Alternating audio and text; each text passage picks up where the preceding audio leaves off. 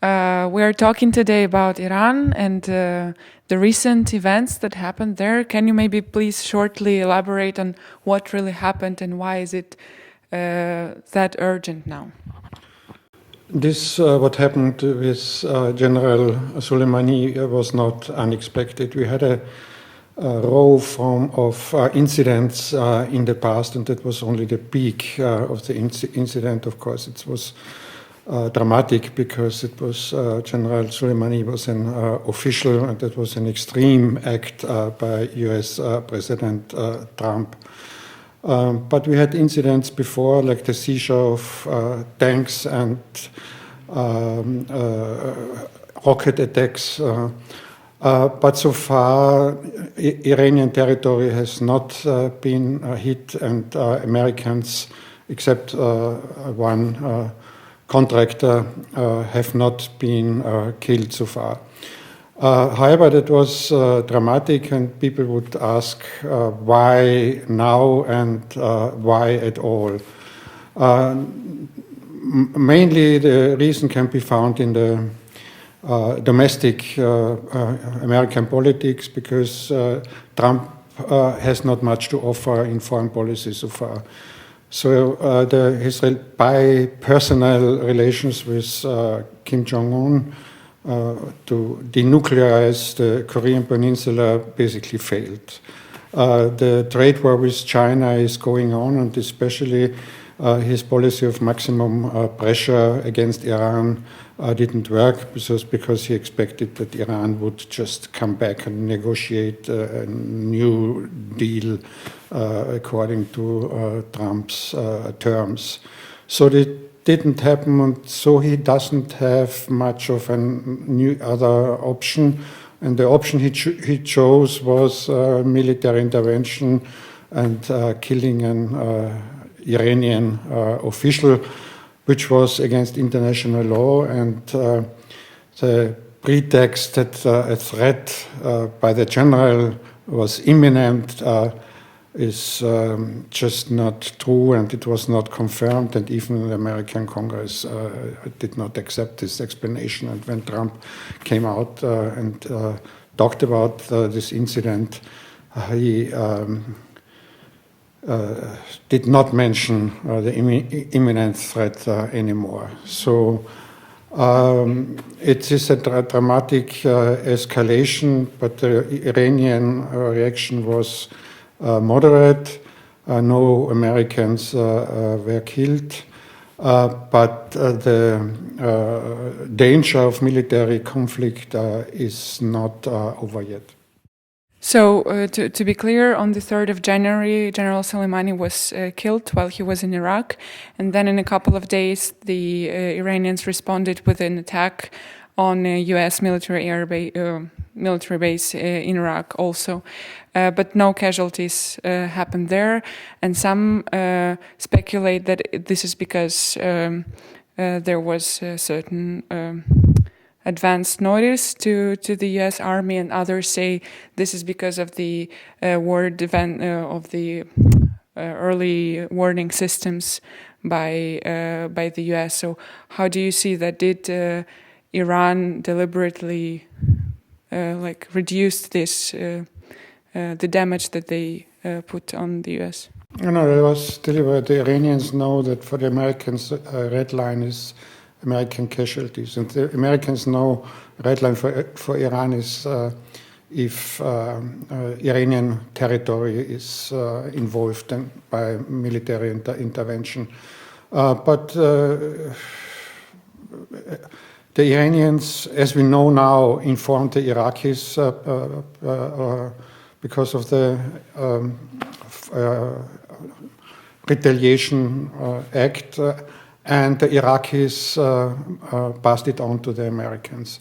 So the Americans were informed, and so the American personnel would be removed from the site there. So there was a deliberate pause in the escalation, and that's why Trump did not react militarily. He announced new harsh economic sanctions, but there is no room for new sanctions anymore anyway. So Iran is hit by about 1,000 US sanctions already. So that was more a rhetorical reaction by Trump.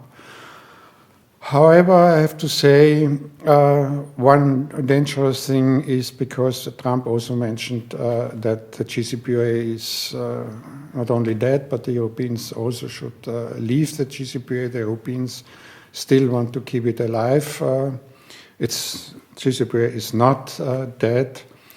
And Trump said in his statement that still it is a worse deal and the Europeans should leave, which would be a call for Europeans to violate international law as well, because he violated international law when he abandoned the JCPOA. And the Iranians say they would slowly step out of the JCPOA as well, step by step, not far-reaching so far.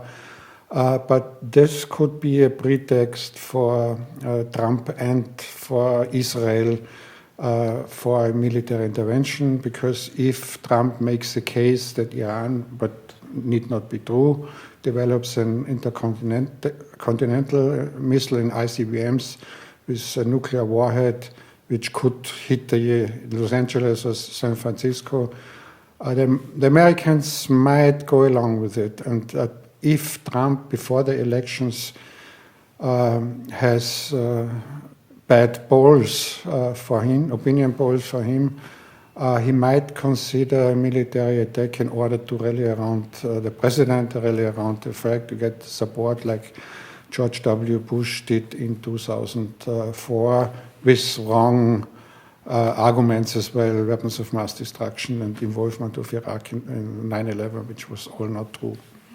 So now do you see still some potential for further escalation, and what are the ways? And at the same time, what are the ways to de-escalate the current tension? There is a potential for further escalation. That is, of course, Iran will have to save face as well, and cannot accept any military operation on Iranian territory. And the next targets for the US would be the Iranian civilian nuclear sites and Iranian missile systems. That's a no-go for Iran.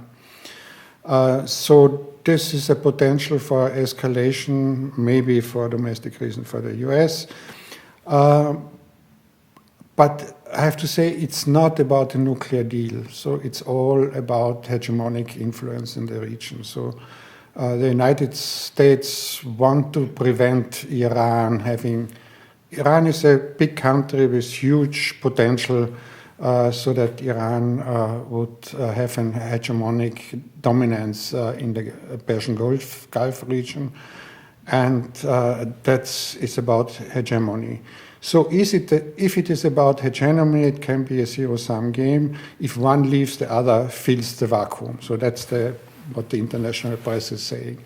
But we can, there's another solution, that both sides declare renounce hegemony in the Gulf region. We have a historical analogy. That's 1972, when Nixon and Mao met, and both sides in the Shanghai Declaration declared that they will not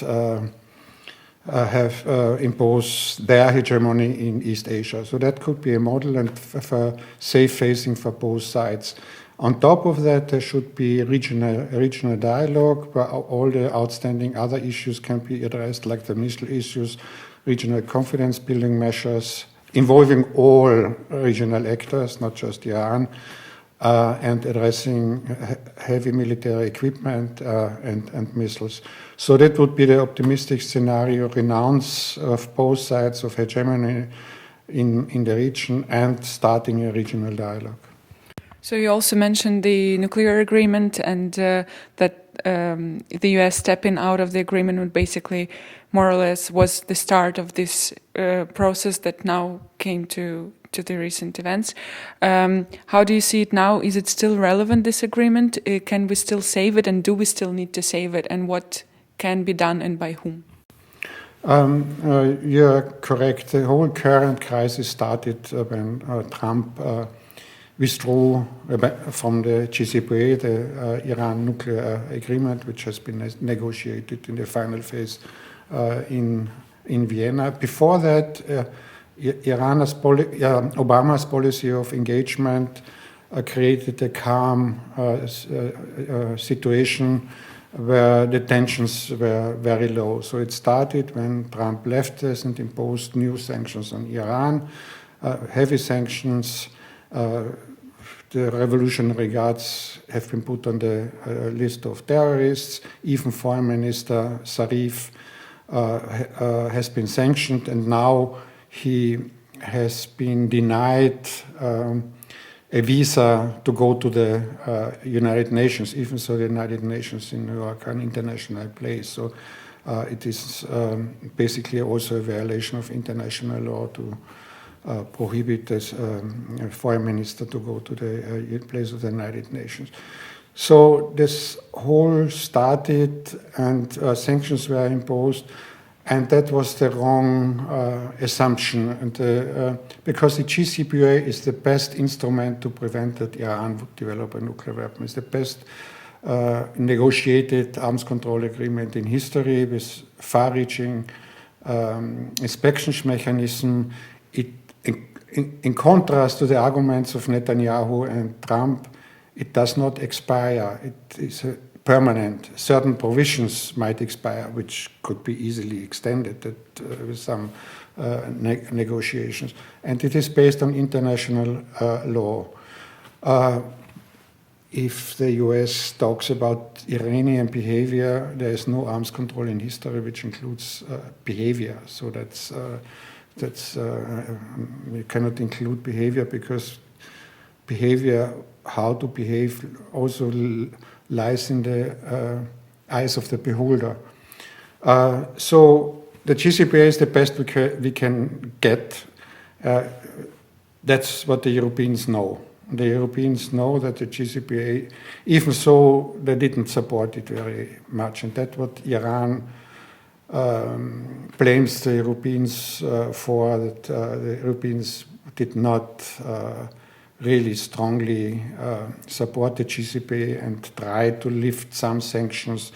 The Europeans created this Instex mechanism to bypass American sanctions, but it's not really operational now. No deal has been made via the Instex mechanism yet. Maybe it will be working in some time of the future, and I have to say Austria should now become party of the Instex mechanism. So far, Austria didn't do that yet, even though some European countries already did. So that's why Iran is saying not we have to come back to the negotiating table. The US has to come back to the negotiating table, and every future agreement has to be based on what has been achieved on the basis of the JCPOA. You can revive it under a different name. That might be not much of a problem. And if in the White House there will be a Democrat after November, next year then, it might be possible that they return to the JCPOA under a different name, but will not abandon what has been achieved. And maybe Iran and the Europeans might go along with it.